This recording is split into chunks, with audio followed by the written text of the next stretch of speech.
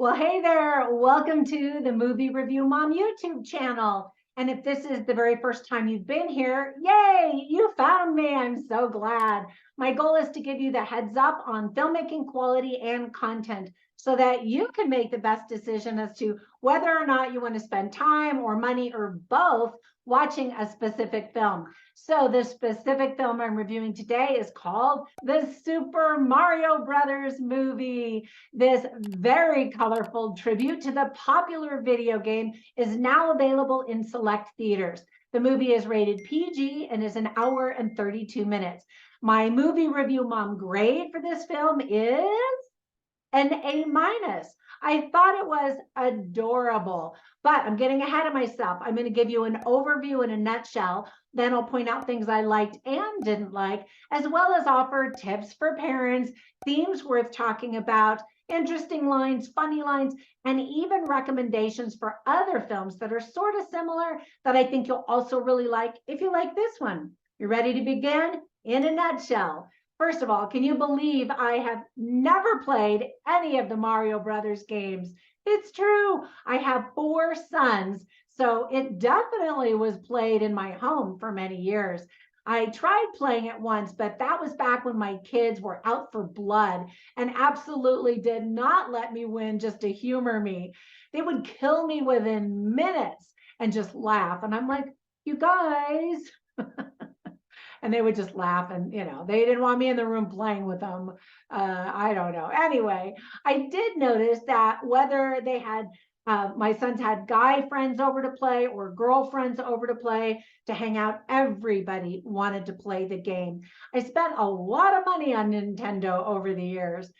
While critics are not loving this thinly plotted movie adaptation, fans are giving it a big thumbs up and being swept away by the nostalgia. Because the game has been so beloved for 4 decades, the pressure was definitely on to get it right. The film was directed by Aaron Horvath and Michael Jelinek. The script was written by Matthew Fogel. So here's the list of things that I really liked about the game. First of all, the fantastic voice talent includes Chris Pratt, love that guy. Anya Taylor-Joy, love that girl. Jack Black, love him. Seth Rogen, hilarious. Keegan-Michael Key, so funny and talented. Charlie Day, who really carries the film. He did a fantastic job with his voice. Fred Armisen, hilarious as always. Sebastian Maniscalco, who's a comedian, and Kevin Michael Richardson. They all did an excellent job. Many of them showed up at the premiere wearing outfits that paid tribute to their characters, which I thought was super cute. Jack Black had some really great moments in the movie. I always love it when he sings. It's never, really great singing, but always hilarious. And so he does a little of that. Seth Rogen's laugh is so recognizable. So I thought it was really funny to hear Donkey Kong laugh like Seth Rogen. Fans will definitely get a kick out of all of the hidden Easter eggs, which are many in this movie. In fact, the game appears to be designed as pure fan fiction. If you see this in the movie theater, you will be surrounded by enthusiastic fans who will cheer and clap, making it all the more fun. It's extremely colorful with a very bright color palette, with enough details in every frame to keep you entertained and engaged. I love details in films. I love that simple scenes include the up and down and sideways movements of the game, that as characters jump and climb to get over obstacles, which I thought was clever. There's very nice animation that brings the video game back to life, but in a more detailed way. The pasta looked delicious. Comment down below if you noticed that. Maybe I was just hungry while I was watching the movie. There's lots of amusing humor, both spoken and visual. The music and sound effects are super fun and match the game, of course. The Mushroom Kingdom looks fantastic and so magical. That's when the movie really came alive for me. It's one of the best video game adaptations that I've seen. on the big screen. And that's saying a lot because they have such a terrible reputation for being really horrible, but this one wasn't. The ending was adorable.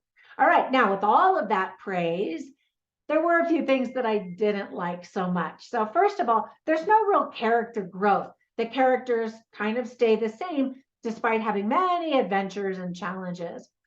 Because I've never played the game, I was kind of hoping to learn more about the characters and their backstories. Maybe they don't have backstories because it's just a video game, but so I was kind of hoping for a little bit more that way. Adults who have never played the game, like me, won't generally be as interested, deciding it's just a whole lot of color and noise, like a cartoon that plays on TV while the kids engage with their toys and other activities in the room. You know what I'm talking about? I mean, I did enjoy it because I wanted to, but I think a lot of parents who never played the game will just kind of go, whatever. The plot is very simple and thin. And in that regard, I do agree with all the film critics out there. The story doesn't necessarily move the scenes forward. Instead, the scenes exist for fan service with a weak plot that kind of stitches them all together. You know what I mean? Some of the songs don't quite fit the video game, but will resonate with older fans of that Nintendo era.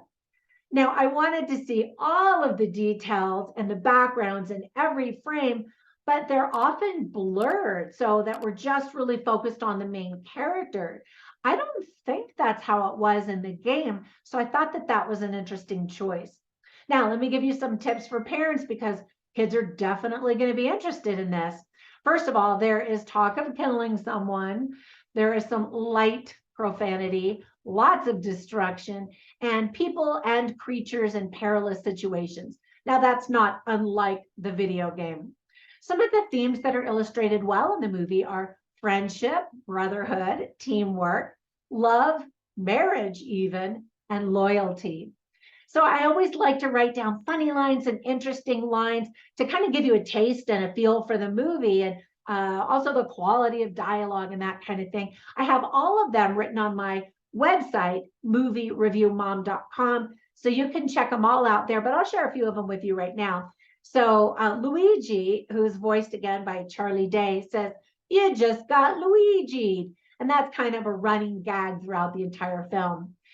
Mario, who's played by Chris Pratt, is talking about the Mushroom Kingdom, and he says, "Trust the fungus." And I just thought, okay, I guess that's supposed to be super funny. And then Luigi, when they arrive in the Magic Kingdom or the Mushroom Kingdom, says, "Mario, I got the feeling. I got the feeling we ain't in Brooklyn no more." And I thought that that was kind of cute. All right, so an interesting line spoken by Luigi is when he says, "Nothing's impossible." I'm not going to do the Italian accent again. He says, "Nothing's impossible, Mario. Improbable, unlikely, but never impossible."